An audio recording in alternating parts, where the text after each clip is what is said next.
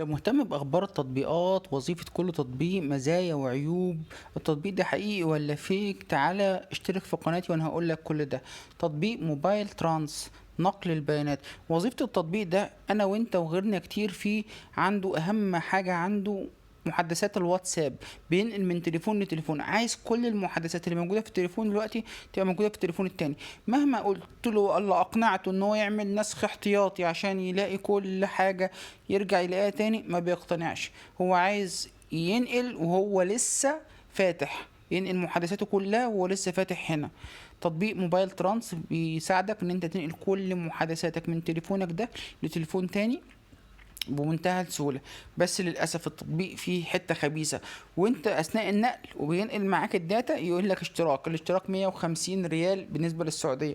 في مصر يعدي ال 500 جنيه، وفي دول تانية كل دولة بسعرها. التطبيق كمان بيدعم النقل من الايفون للاندرويد، ومن الاندرويد للايفون، ومن الاندرويد للاندرويد، والايفون للايفون. لو ما كنتش عارف التطبيق قبل كده وعرفته من خلالي، شير ولايك وسبسكرايب قبل ما تحمل التطبيق. اعرف ان هو مدفوع مش مجاني، عشان ما تلبسش زي ما غيرك لبس.